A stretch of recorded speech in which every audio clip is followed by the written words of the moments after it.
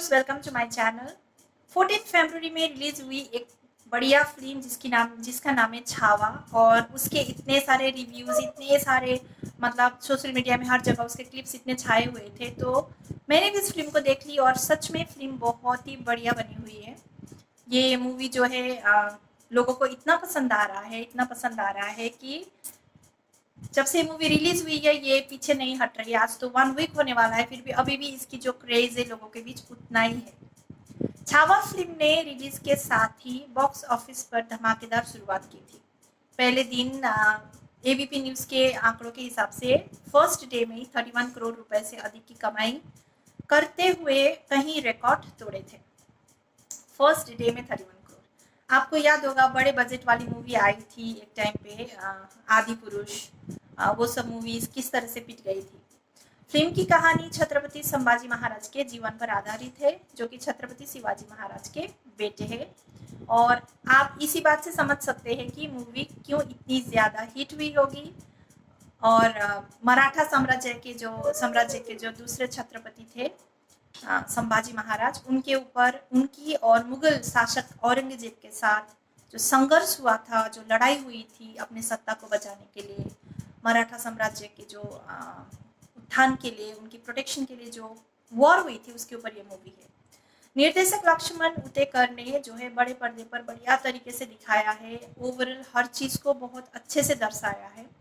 विकी कौशल ने भी संभाजी महाराज की भूमिका को बहुत ही फैंटास्टिक तरीके से अभिनय से अपनी पूरी जान डाल दी है। उन्होंने इतनी अच्छी एक्टिंग की है। और अक्षय खन्ना की तो क्या ही बात करें, उन्होंने इतना बढ़िया तरीके से औरंगजेब के रूप में जो है इतना प्रभावशाली प्रदर्शन किया है कि ऐसा लग रहा था सचमुच का औरंगजेब जो है हमारे सामने स्क्रीन पे खड़ा हो। मुझे अक्षय खन्ना की एक्टिंग जो है बहुत ज्यादा ही पसंद है हमेशा से। वो बहुत बढ़िया एक्टर है ऑफकोर्स। और फिल्म का जो पहला भाग है, जो फर्स्ट भाग होता है, वो कैरेक्टर्स और कहानी की जो स्थापना में ही समय लेता है। लेकिन दूसरा भाग जो है फिल्म का बहुत ही रोमांचक और इमोशनल होता है। वो क्लाइमेक्स वाली जो भाग होती है, क्लाइमेक्स में जब स्टार्ट होती है ना पूरा ओवरऑल एंडिंग, तो उस टाइम थिएटर में जो है लोगों का चेहरा देखने लायक होता है। इतने इमोशंस, इतना ज्यादा पसंद आया लोगों को ये मूवी ओवरऑल कि ये बहुत ही अच्छा जो है, ये मूवी बहुत दिन तक याद रहेगा, इस तरह का है। AR रहमान की संगीत है इसमें। और ठीक है, मुझे म्यूजिक अच्छा ही लगा ओवरऑल। AR रहमान को कौन मना कर सकता है, लेकिन कुछ कुछ चीजें और भी बेहतर हो सकती थी। हालांकि कुछ गाने फिल्म के थीम से थोड़ा सा मेल नहीं खा रहे थे, ऐसा मुझे थोड़ा सा महसूस हुआ। कुल मिलाकर जो छावा है ना, वो एक ऐतिहासिक महाकाव्य है जो छत्रपति संभाजी महाराज के ऊपर बनी है। छत्रपति संभाजी महाराज की वीरता और बलिदान को सम्मानित करता है ये मूवी। और पूरी तरह से जो खास करके जो विकी कौशल का जो उत्कृष्ट प्रदर्शन और फिल्म की भव्यता, इसे सिनेमाघरों में जो है देखने लायक बनाता है। और लोगों ने बहुत जमकर देखा, अभी भी देख रहे हैं। 1 वीक होने हो गया है, फिर भी इसकी क्रेज कम नहीं हुई। लगातार बहुत अच्छी कमाई भी कर रहा है, बॉक्स ऑफिस में भी अच्छा रिजल्ट दे रहा है ये मूवी। और देखा जाए तो बहुत बड़े बड़े जो बजट की मूवीज बनते हैं और वो जो है अच्छा प्रदर्शन नहीं करती, क्योंकि एक अच्छी मूवी बनाना और मूवी बनाकर लोगों के इमोशन के साथ उसको कनेक्ट कर पाना भी एक बात होती है। मैंने थोड़ा पहले भी बोला था, आदि पुरुष जो है VFX के ऊपर ही वो मूवी को पूरी तरह से VFX यूज करके बनाया था, लेकिन वो जो है इतनी नहीं चली थी। और उसकी बजट, जो मेकिंग की बजट है, कितनी ज्यादा बताई गई थी। इस मूवी की बजट शायद 100 करोड़ के आसपास था मेकिंग बजट। और वो जो है मूवी ने आई थिंक 3 डेज में ही उसको जो है कवर अप कर लिया था। तो लोगों को बहुत ज़्यादा पसंद आया ये मूवी।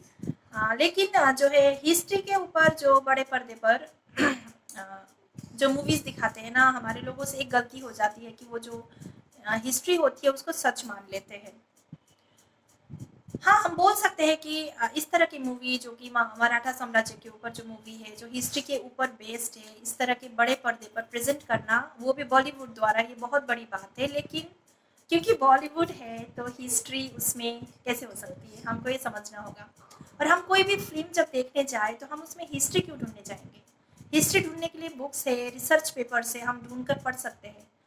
इतिहास का जो है यहाँ पे बहुत ज़्यादा लेना देना नहीं था। जो रियल हिस्ट्री है मराठा, मुगल्स और बीच में पेशवा वाला जो पार्ट है वो तो किसी को नहीं पता है। तो हिस्टोरिकल जो फैक्ट है उसको बहुत कम में ही निपटाया गया है इस मूवी में भी। वैसे भी भारतीय जो इतिहास जो है बॉलीवुड संस्करण से हमको जो है जो इतिहास के मामले में जो है बॉलीवुड संस्करण से हमको दूर रहना चाहिए। लेकिन अफ़सोस आज की जो पीढ़ी है इतिहास की किताबें कम पढ़ती है और वो बॉलीवुड में ही जो दिखाया जाता है उसी को हिस्ट्री मानकर आगे बढ़ जाती है। तो इसीलिए भी शायद जो है देखिए ना हमारे देश में जो है हिस्ट्री जो है हमेशा से बहुत ज़्यादा नेग्लेक्टेड एक सब्जेक्ट रहा है। तो आज सोशल मीडिया का दौर है, आज हमारे हाथ में देखा जाए तो हम सब कुछ पता कर सकते हैं, हिस्ट्री के ऊपर भी हम बहुत कुछ कर सकते हैं। लेकिन इंडिपेंडेंस के बाद से अभी तक जो भी हिस्ट्री के ऊपर जो बुक्स आई है, हमारे जो सिलेबस में जो भी हिस्ट्री बताया गया वो पता नहीं अभी लगता है कि पूरा नहीं बताया गया था। अब आप इस मूवी को देखकर ही आपने महसूस किया होगा कि हिस्ट्री जो है हमें कितना पढ़ाया गया, क्योंकि औरंगजेब के बारे में हर कोई जानता है, उसका नाम जानता है, उसके बारे में थोड़ा बहुत हर किसी को पता है, स्कूल में पढ़ाया गया ये नाम हम जानते हैं। लेकिन संभाजी महाराज के विषय में कितने लोग जानते हैं, उनका नाम कितनी किताबों में लिखा है, ये बात हमको सोचने की ज़रूरत है। और जो बॉलीवुड दिखाता है उसको तो हमें सिर्फ मूवी देखकर एंटरटेनमेंट पर्पस के लिए देखकर हमें उसको छोड़कर आ जाना चाहिए। लेकिन इंडिया में ये अनफॉर्चुनेटली पॉसिबल नहीं है, क्योंकि हम जो है बहुत ही ज़्यादा इमोशनल हो जाते हैं मूवी को देखकर और हम उसे ही सच मानने लग जाते हैं। बहुत रोने आता भाई, रो कांपते हम भी। उन्होंने क्या कहा होगा? फिल्म छावा देखने के बाद अगर आपकी आंखों में मानवता के नाते आंसू आ रहे हैं तो इन आंसुओं को मत आने दीजिए। हाँ, अगर आपकी आंखों में आंसू इसलिए आ रहे हैं कि जिस औरंगजेब ने हमारे राजा, हमारे देवता छत्रपति संभाजी महाराज पर इतनी यातनाएं की और उसके बावजूद हम उस औरंगजेब की औलादों से भाईचारा निभाते हैं, तो इन आंसुओं को आने दीजिए। अगर आपकी आंखों में आंसू इसलिए आ रहे हैं कि जिस टुच्ची कांग्रेस ने छत्रपति संभाजी महाराज के गौरवशाली इतिहास को मिटाने की कोशिश की, उसी कांग्रेस को हमने वोट देकर सत्ता में बैठाया, तो इन आंसुओं को आने दीजिए। इस वीडियो को सुनने के बाद आपको क्या समझ आया? ये इंसान क्या बोलने की कोशिश कर रहा है? ठीक है, हम भूलना नहीं चाहते हैं जो पास्ट में हुआ, जो हमारे राजे महाराजों के साथ किया गया, हिंसा किया गया, टॉर्चर किया गया, वो बहुत ही दर्दनाक है, उसको याद रखना ज़रूरी है। लेकिन उसके आड़ में जो बीता हुआ कल है, उसके आड़ में प्रेजेंट को, आज को, हमारे आज के दिन को जो है नफरती बनाना, लोगों के दिमाग में इतना नफरत भर देना कि आज जो लोग हैं औरंगजेब के वंशज ऐसा कहा जा रहा है, उनके ऊपर हम हिंसा करेंगे क्या? उनके ऊपर हम देश में अलग अलग जगहों से सांप्रदायिक जो हिंसा हो रही है उसको हम बरकरार रखेंगे? ये किस लेवल की समझदारी की बात हो रही है? आपको समझने की ज़रूरत है। इस तरह की मूवी बना के लोग जो है इसको दूसरा रंग देने की कोशिश हो रही है। यहाँ पे कांग्रेस की बात कहाँ से आ रही है? यहाँ पे किसी भी पॉलिटिकल पार्टी की बात क्यों आएगी? ये एक मूवी है जो बनी, हमने देख ली, इसमें राजनीति, इसमें जो है हिंसा करने की बात कहाँ से आ रही है? तो ब्रेन वॉश होने से बचे। वैसे भी बच्चों को थिएटर में लेकर जा रहे लोग, छोटे छोटे बच्चे थिएटर में जाकर रो रहे, चिल्ला रहे, उनके दिमाग में क्या असर होगा? ये मूवी देखने के बाद वो क्या सीख कर बड़े होंगे? तो मैं रिक्वेस्ट करती हूँ पेरेंट्स से कि जो छोटे बच्चे हैं, इतने छोटे छोटे 7-8 साल के बच्चे, उनको कुछ नहीं समझे, वो तो जो देखेंगे वो ही समझ के बाहर आ जाएंगे। उनको इतना ज़्यादा हिंसा मत दिखाइए अपने जो है मूवीज़ के चक्कर में। आप खुद जाके देखिए, जो 18+ के लोग हैं वो जाके देखिए, छोटे बच्चों को मत दिखाइए। अब इस वीडियो को देखिए, बड़ों का रो रो के ऐसा हाल है, तो आप बच्चों को लेकर थिएटर में जा रहे हैं, ये कहाँ तक की समझदारी है? इसीलिए मैंने कहा, हम बहुत ज़्यादा भावनाओं में बह जाते हैं, हम महापुरुष महापुरुष चिल्लाते, लेकिन हम अपने प्रेजेंट को नहीं बदलना चाहते। उन्होंने जो हमारे लिए किया उसके बदले हम क्या कर रहे हैं? हम सिर्फ रो रहे, नफरती बन रहे, अपने बच्चों तक का ब्रेन वॉश होने दे रहे। हम प्रेजेंट में खुद के आने वाले जनरेशन की प्रोटेक्शन के लिए, उनके आने वाले उज्जवल भविष्य के लिए हम क्या कर रहे हैं? किस तरह से हम सिस्टम को सवाल करते हैं, क्या सवाल करते हैं, वो बहुत ज़रूरी है। लेकिन यहाँ पे क्या हो रहा है? उल्टा हो रहा है। एक समुदाय को हर बार टारगेट किया जा रहा है, और फिर अभी शायद हो सकता है कुछ लोग मुझसे भी नफरत करने लगे ये सुनने के बाद। लेकिन आप खुद बैठकर सोचिए, पास्ट को लेकर पास्ट को देखकर प्रेजेंट को खराब करना, ये कहाँ की समझदारी? ऐसा ही होता रहेगा तो देश में बदलाव कब आएगा? यहाँ पे शांति कब आएगी इस देश में? देखिए, फिल्म मेकर को कोई इतिहास दिखाने का ठेका तो उन्होंने लेकर नहीं रखा है। और ना ही वो ऐसा कुछ करने के बारे में सोचेंगे। उनको बस अपने प्रॉफिट से मतलब रहता है। और आज की परिस्थितियों में जो है औरंगजेब से बड़ा विलेन हमारे देश के लोगों के लिए और कोई हो भी नहीं सकता है। क्योंकि पॉलिटिकली आज जो सिनारियो देश में है, जिस तरह का माहौल है, इस माहौल में अगर कोई भी इस तरह का मूवी बनाकर जनता के मन में जो है मन से खेलकर फिल्मकार इस तरह इतिहास को हिंदू मुस्लिम रंग देकर अपना प्रॉफिट बना ही सकते हैं।